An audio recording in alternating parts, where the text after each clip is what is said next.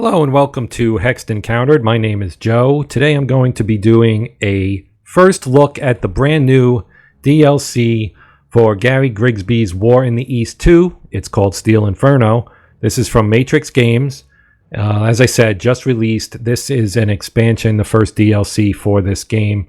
If you are familiar with the base game or with Gary Grigsby in general, you know that this is a monster game that covers the Eastern Front of World War II in a detail that is unrivaled in either digital or tabletop format. This game is, in tabletop terms, it would be the mother of all monster games on the Eastern Front. In digital terms, it is still the mother of all monster games on the Eastern Front. And this new edition adds several campaigns and a bunch of scenarios to the base game. It also adds 2 new regions to the game in Yugoslavia and Finland. So let's take a look at what we have here in this particular DLC. Okay, so here we're looking at the game manual for the expansion for Steel Inferno, and this is a list of the campaigns that are in the game now, and there are 2 new ones and one that has been updated, I guess, or modified, as they say here. So the 2 new ones would be the 1943 campaign, starting on July 3rd of 43. And the second one would be the 1944 campaign, starting on May 11th. As you can see, there's also a 1941 to 45, which is the full game campaign. Same length as the original. This one has been updated to remove the sudden death victory conditions so that the game can basically continue without, without sudden death, essentially. So that's pretty straightforward. Each turn, you see length turns here. Each turn in the game is 1 week. So you can see 215 weeks. That covers the 4 years of the war from June 22nd of 41 up until May of 45, probably a little bit, up until like May of 45. So and first player just dictates which player basically has the initiative in starting that particular campaign. So obviously the 3 that were in the base game would be the 41 to 45, and then Stalingrad to Berlin and the Vistula to Berlin. Now you also get a bunch of new scenarios as well, which are just, the scenarios tend to be use a portion of the map and have obviously shorter lengths and just kind of focus on one particular piece of the campaign. So again, anything with a 1 here under notes would be something that was in the base game. A 2 would be something that was in the base game but has been updated.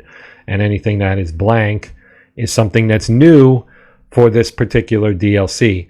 So we did update, or they did update, I should say, Matrix Games updated the Road to Karelia with by adding the Finnish offensive in the north to that particular campaign, because we did add the I keep saying we. I do not work for Matrix Games. I should not say we. They did add Finland to the scenario, or to the game, I should say, and so their forces are in the game now and are part of that particular scenario. And we added some scenarios around the fight in and around the Case Blue time frame, the race for the Caucasus, and the phase 2 of Case Blue. All those start in July of 42.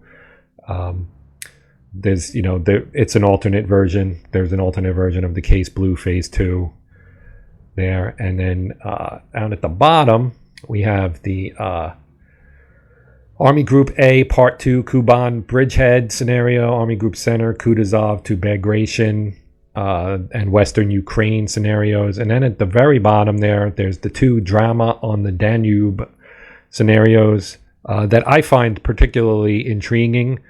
That is where you get the addition of Yugoslavia being important to the game, because it covers basically the breakdown of the southern edge of the German lines, the Axis lines, in late summer of 44, when Romania collapsed, Bulgaria changed sides, and the Germans found themselves in a race to get their forces out of Greece, and they were dealing with mass uprisings by Tito's partisans in Yugoslavia, and obviously the Soviets were racing to get as much of the Balkans and Southern Europe as possible. So that one is the one that I'm actually going to use for this. Now this particular video is a first look, as I said, or as it says in the title screen, because I wanted to kind of just go over what's in this new addition to the game, as opposed to just doing like a playthrough. Because the game War in the East 2 has been out for a little bit now, and there are videos that show how the game plays and so on and so forth. So I wanted to kind of concentrate on what you're getting when you add this DLC to the game. So what you are getting here, in addition to these new campaigns and scenarios, is also some updates to the game itself. Nothing that's going to break anything that you may have been doing in the past, just kind of improvements, and so on and so forth. There is a list of those. I won't bore you by reading them. They are freely available in other places, so check them out if you are interested. Okay, so let's take a look here inside the game itself. If we go to pick scenario, we can actually come in here and see the various scenarios and campaigns. So right up here, we do have the no early end version of the 41 full game campaign, the 43 campaign, which is new, the 44 campaign, which is also new. All of these up top are all the new ones, down through Drama on the Danube, and then below that are the older ones that were a part of the base game.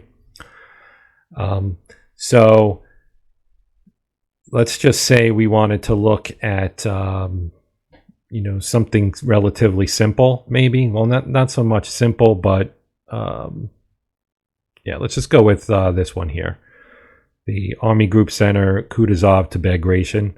So if you click on one, you get, and this is duplicated in the manual as well, all this information here. So it gives you the info on the dates that it runs from. So we have turn 1 is July 12th, 43. The ending date is turn 38. So that's probably 8-9 months. April 2nd, 1944. And starting player Soviet, so the Soviets have the initiative, and you would expect that in the summer of 43. So here's your setup info that the Allies have landed in Sicily, and Operation Citadel has been canceled. Citadel, as you may or may not know, was the German operation that resulted in the Battle of Kursk, which was the biggest tank battle in history at the time. It may still be. I think there may have been one in one of the Israeli wars that was bigger. But anyway, the Kursk offensive, the Germans got their attack was blunted. They did not secure a victory in that. So this is the immediate aftermath of that.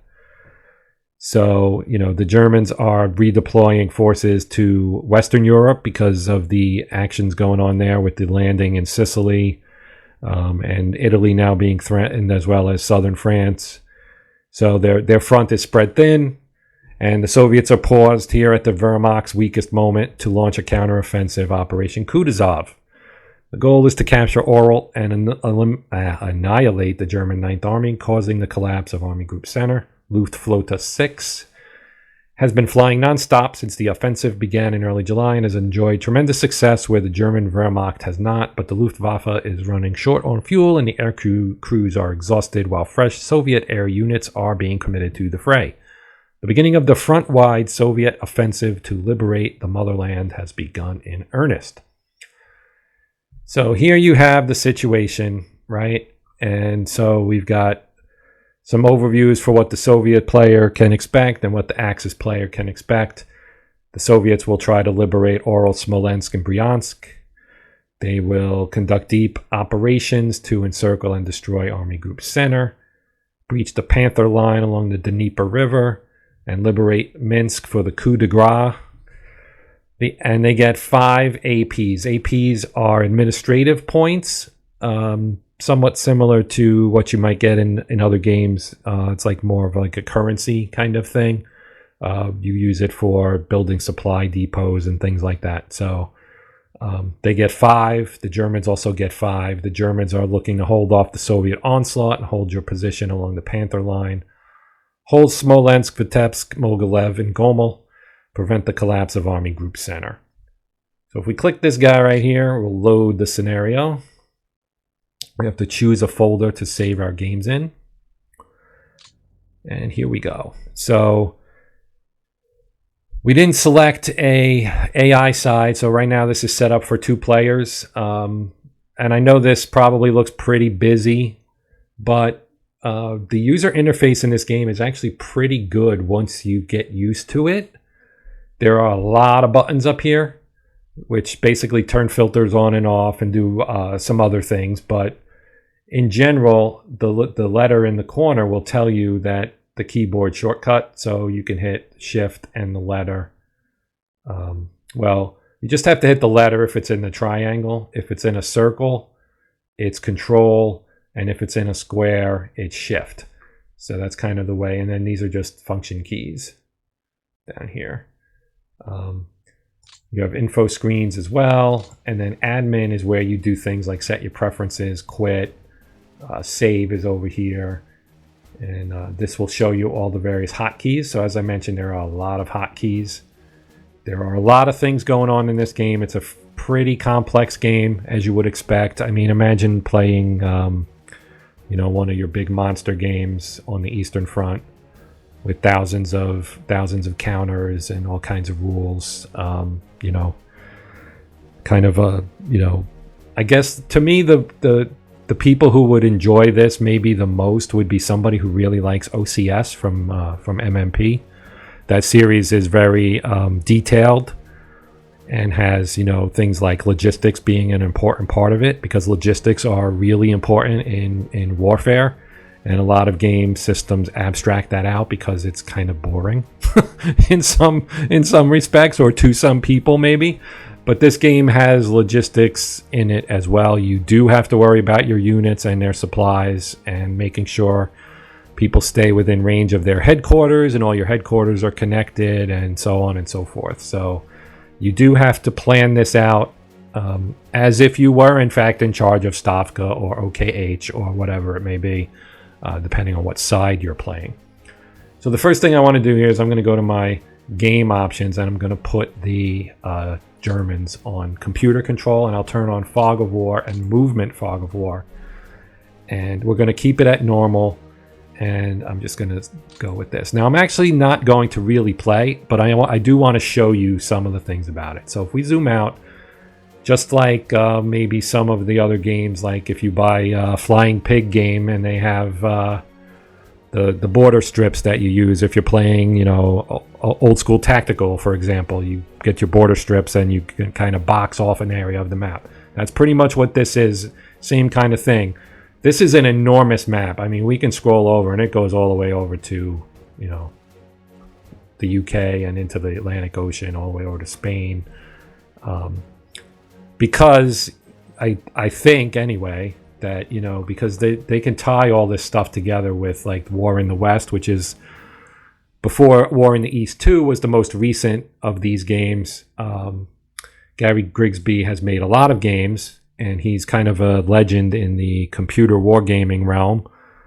Think of somebody like a Jim Dunnigan or a Mark Herman on the tabletop side, and Grigsby is a figure of similar stature, in my opinion. Maybe the late John Tiller would be somebody that would have this, some kind of similar or equal reputation, I guess, as, for doing great work. So, yeah, you can zoom out and see the active area. These flags are victory areas, the things you want to capture. So this is Mogilev. Anything you hover over, you'll get a box or a tooltip, depending on where you are on the screen, that tells you something about that. All kinds of information, to include things like weather and rail and what air base is there, what units are in there, the victory points for each side, where it is. It's Soviet Union owned it in Belarus, or Belarusia as it's called here, and so on and so forth. And you zoom in, you can actually see the air bases. The air bases that are blue like this are empty, I believe. Then we have green ones here. This one obviously has several squadrons that are in pretty rough shape. Looking at their complement of aircraft, it looks like they have 9 BF-110s and 7 Henschels. So that's not much. This one's a little bit better equipped. We've got some Heinkel 111s here and 10 Junkers 88s. But anyway, as I was saying, you can zoom in. This is full zoom in, and you can zoom out for various things. This is the air phase, and it's the Soviet air phase. So this is our air phase. So the game begins with, each turn begins with a logistics phase, which we skipped because this is turn 1. So up here you can see we've got 30 administrative points. It's July 12th of 43. We're in the first turn. This here will execute our air directives. Now, air and depot management can be handed off to the AI. Here on the admin tab, we can see AI for the air system and AI for the depot system.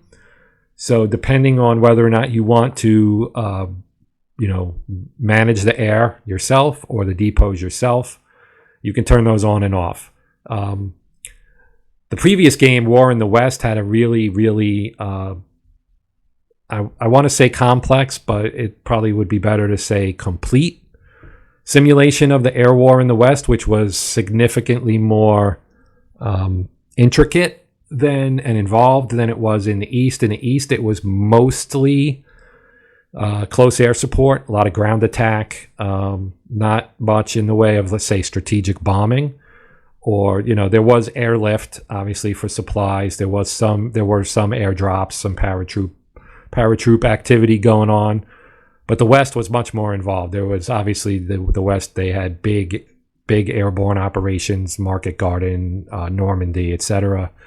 They also had the strategic bombing campaign.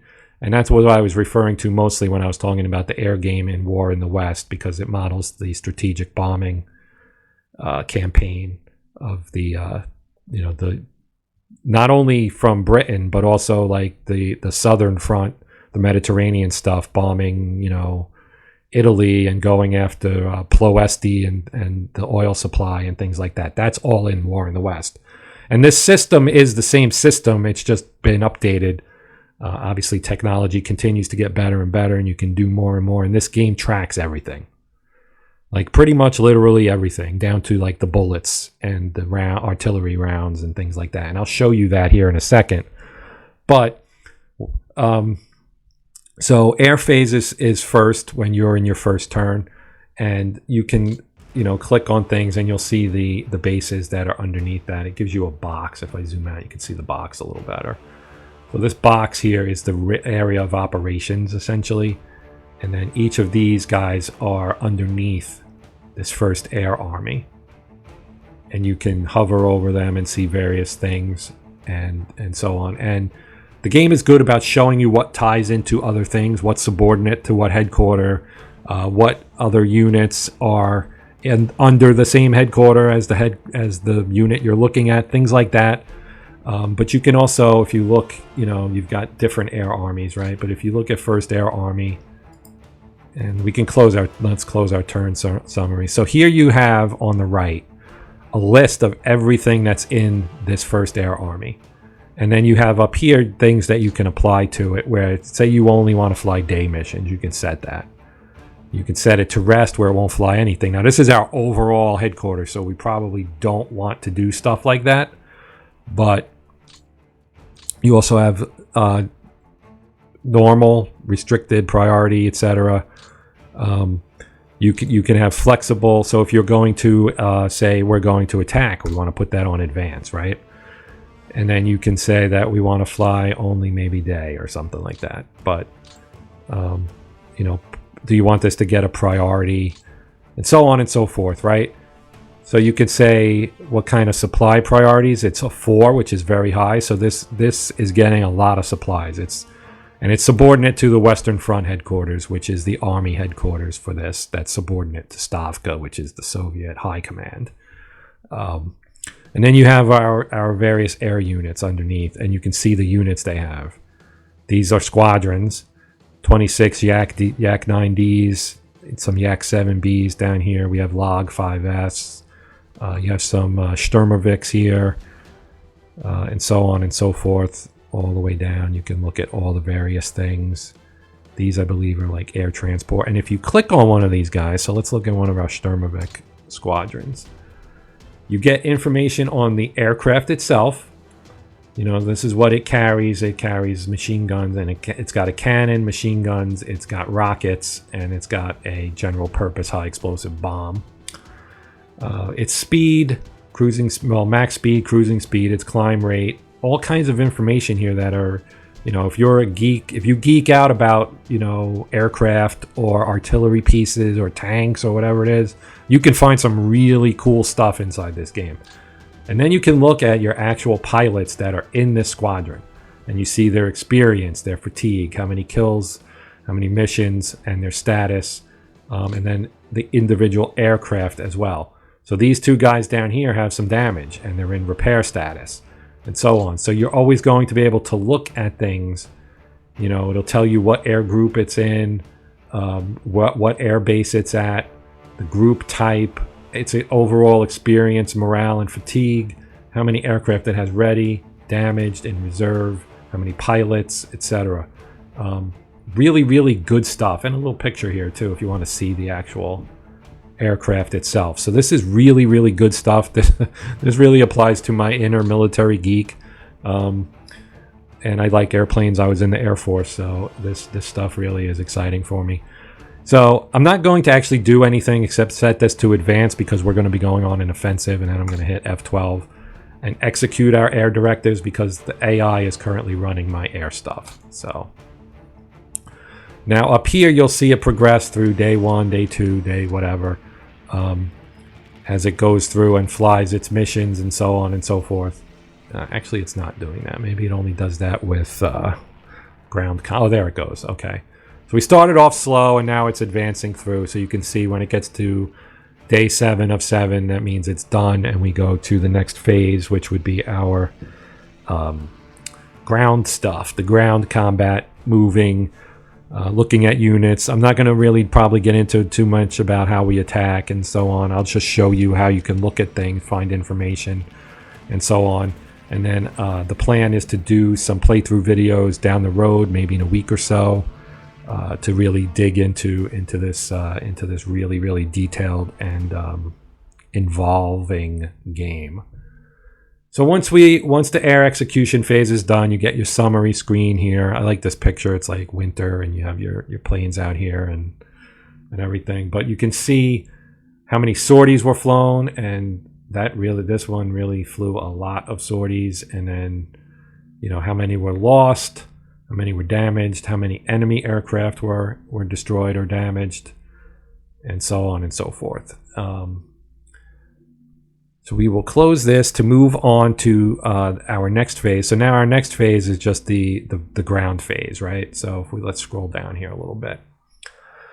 So here we have a headquarters, and this is the 21st Army. So whenever you click on something, you'll see on the right you get detail, right? So, and then it's hard to see here, but all these blue around it are its subordinate units, and they'll have blue lines from, it's really hard to see at this scale, but there are lines that connect this to the headquarters. And then the orange line here goes to this headquarters, which is its higher command. So this is the Western Front.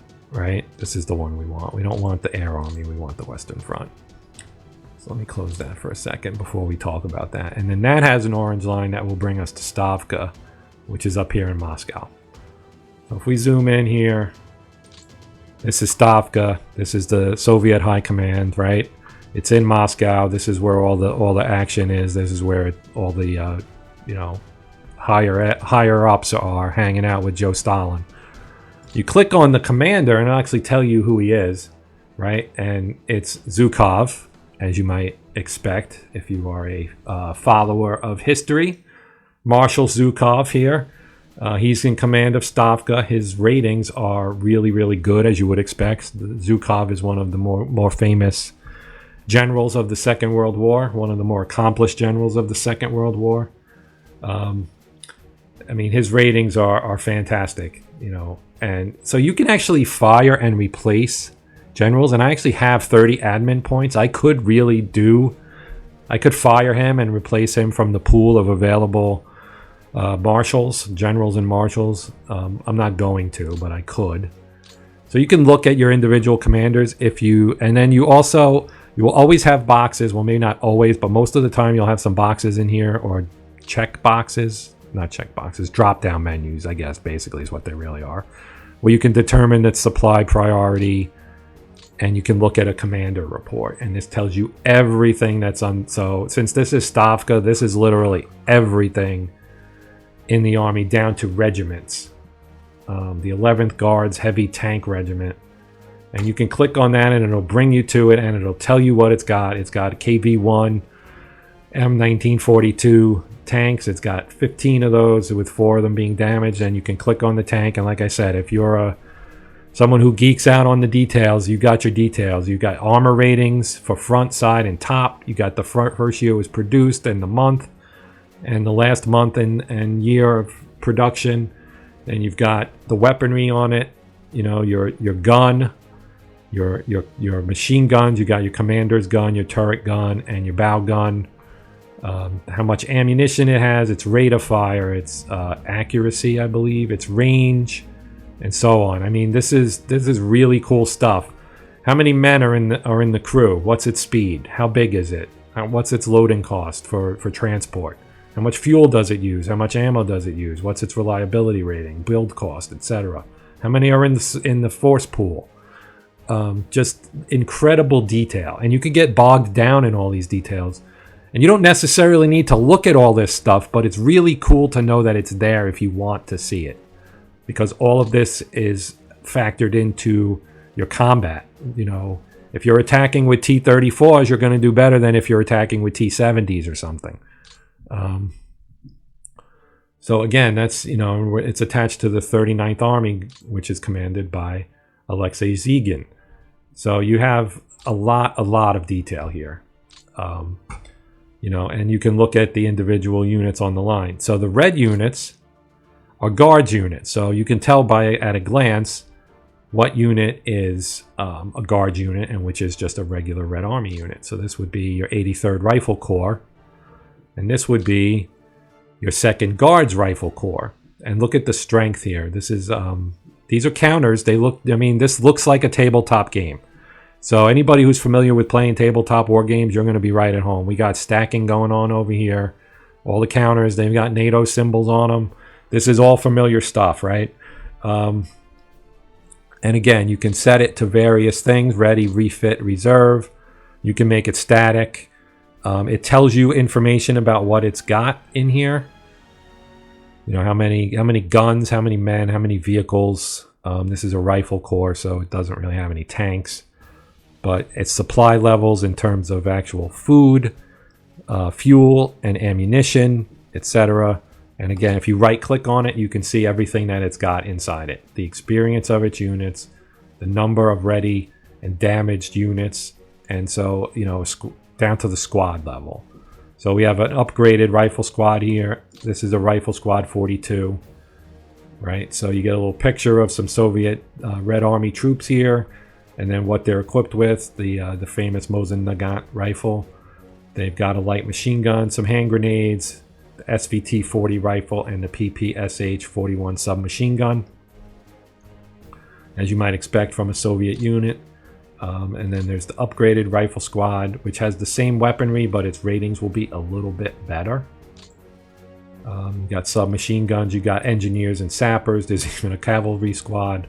You got anti-tank rifle, the Maxim, machine gun, some mortars, an anti-tank gun, a howitzer, anti-aircraft machine gun, all kinds of stuff. 76mm M27 infantry gun.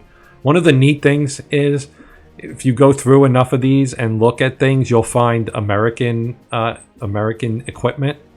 Like I've seen M3 Lees, and I've seen Shermans, and I've seen Stuart tanks, and you know, all the Lend-Lease stuff that you know, we sent to, we being the United States, sent to the Soviet Union during the war to help them take on the Germans. back in the days when we were more frenemy than just enemies. And so, so looking at your units, right? Now, let's say we wanted to attack somebody. If you hover over it, so if we hover over this German unit here, which is the 197th Infantry Division, you can see our attack CV right at the top. And if we hold the shift down, you get a deliberate attack, which makes your attack more effective. It's less shocking, but more effective. And or at least I think that's how it works. Anyway, you get more. It's more prepped and more. It moves slower and it's more deliberate. That's why it's called a deliberate attack, right? So you get our CV with that one unit. This is a rifle corps now, so it's a big unit. 20.1 combat value to the defender 16.7. And now if we were to use our shift key and select this guy too, and then go back, now we've got a 36 to 16.7.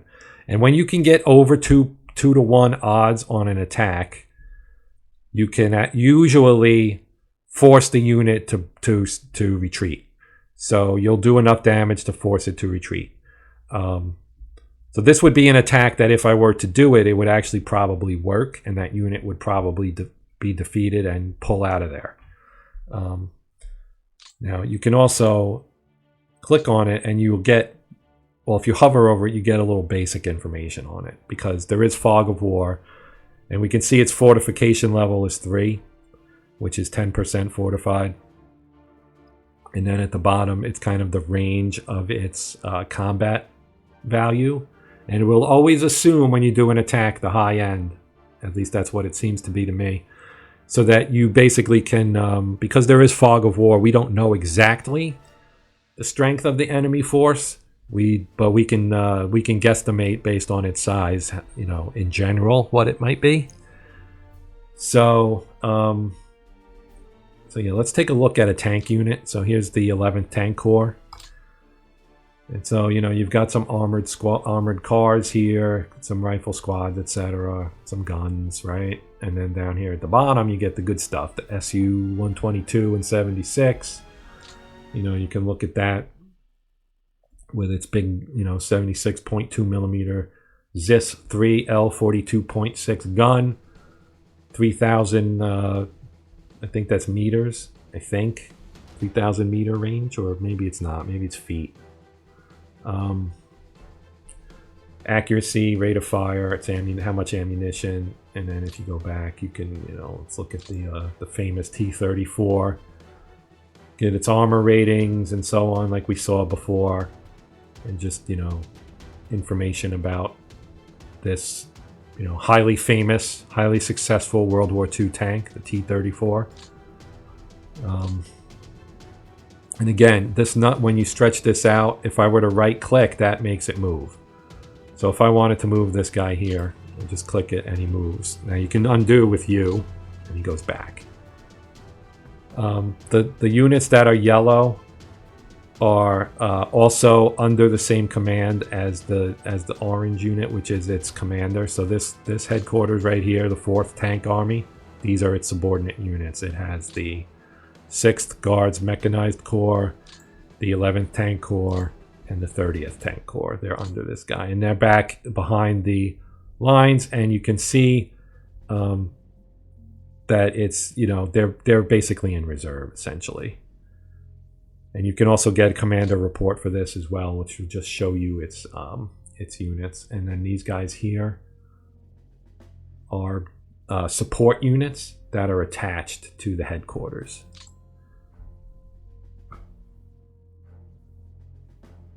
So as far as the interface goes, the nice thing is you have all of these up here that basically, as I mentioned earlier, are shortcuts. So you can see the shortcuts on these, but you can also turn things on and off. So if you wanted to, let's get out of the unit mode. So you can turn things on and off by clicking on them.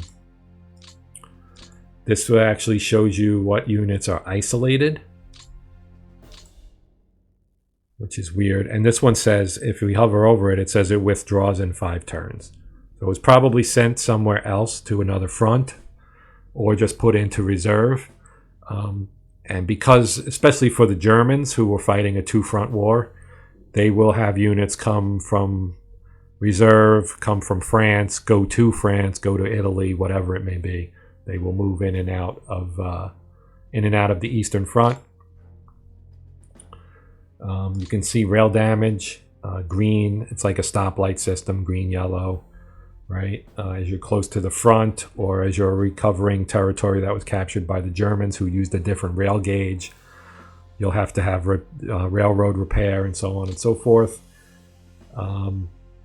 We also have N, which shows logistical paths, and they turn green. They have various colors, green being the better color. You can also turn on your road network, because the roads are visible on the map, but they're very hard to see. You can see them here, but they're pretty difficult to see. If you click the R, you get a good look at the road network, right?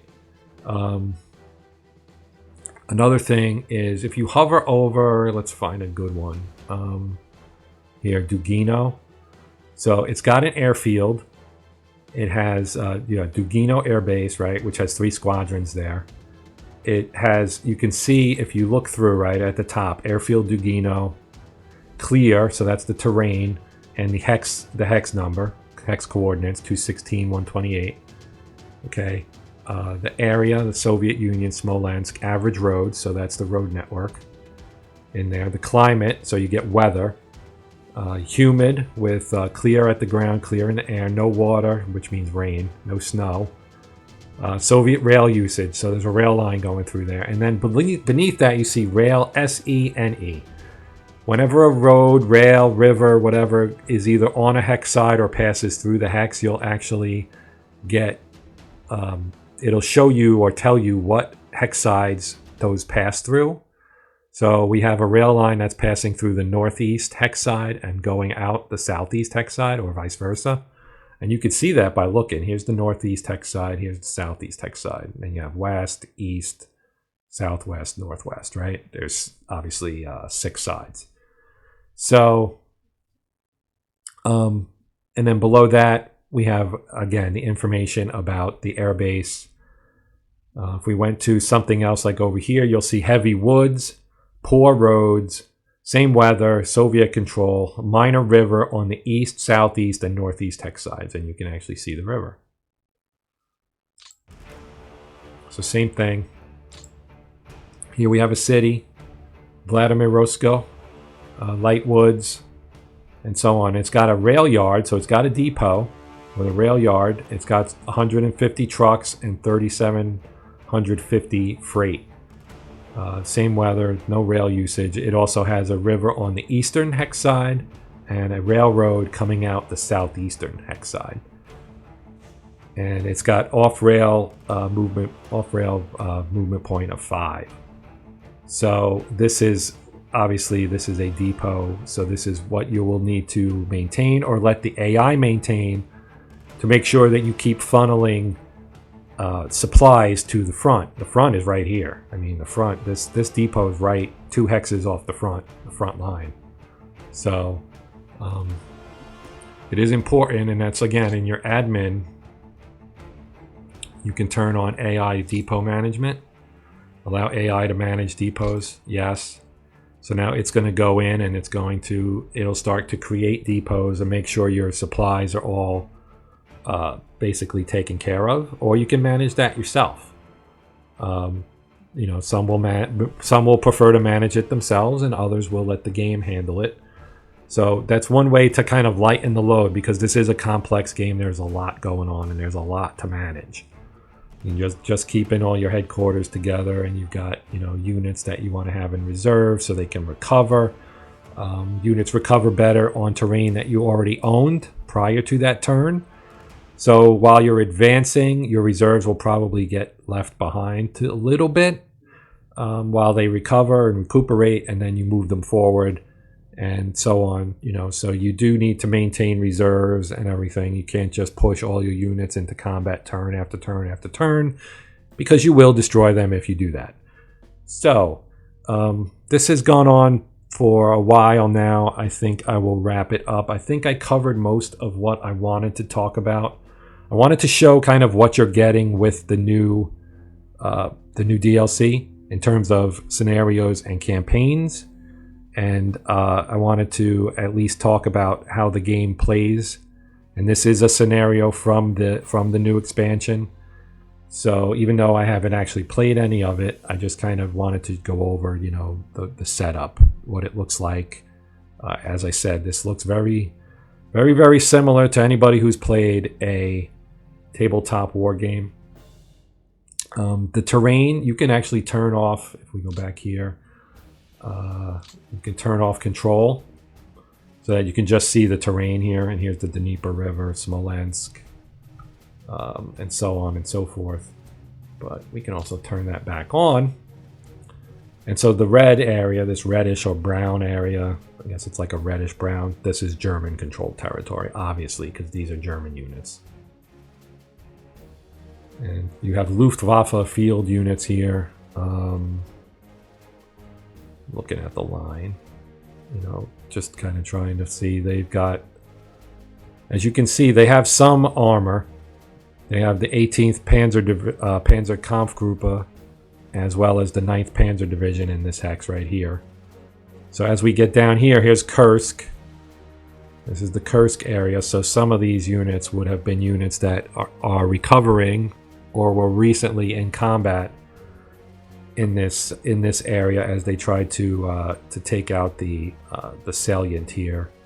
And this is Kursk itself right here, which has several units and an air base on it. It's got the 16th Air Army in the central front, as well as Kursk Air Base, which is supporting 4 squadrons of Yak fighters. So as I mentioned, I'm going to do some playthrough videos of this, but it may be a week or so before I have time to do that. But I did want to put something up today because this just came out, and I personally am excited about it. I really enjoy these Gary Grigsby games. They are incredibly complex and also really engrossing once you get into it. I did play War in the East all the way through once, as well as War in the West all the way through once, as well as playing some of the individual scenarios. But the campaign game is a blast. But it will, if you're like me, it will kind of consume your life playing it. So make sure you have blocks of time where you can devote to it, where you can come back to it every so often without too long of gaps in between, largely because just how much you have to remember to play it. There's a lot to keep track of. But all the information that you would ever need is in here, and pretty easy to get at. You know, click on this guy, say I want to see what's in this unit, and here's all my stuff. You know, down to the squads and the guns. You know, pull up a mortar, it'll tell you how much ammunition it has and everything. So really, really good stuff. This is really, to me, this is a really, really good game. And you can even look at army commanders. Here's Popov, Vasily Popov. You know, and he's got some good stats too. Not terrible. He's not all that good with mechanized, but he's pretty good with infantry. And you will have, you know, sometimes where you're going to have a commander that you don't like, especially if you play the early, you know, the full campaign in 41, or especially as the Soviets. You're going to have some pretty poorly commanded troops, poor commanders, etc., and you will have to like replace them and things like that. So very, very, very good game, and looking forward to playing this new expansion, especially the drama on the Danube, which I might try and do something else as a playthrough first, only because I want to kind of refresh my memory. It's been probably 3-4 years since I played War in the West, so I do want to kind of get up to speed with this game. So that will do it. I appreciate you guys watching, as always. Thank you. Please like, share, and subscribe if you would. I would greatly appreciate that. Help me grow my channel so I can keep doing this stuff, which I enjoy, but hopefully you get something out of it as well. And so that's going to do it. My name's Joe. This has been Hexed Encountered. And until next time, happy gaming.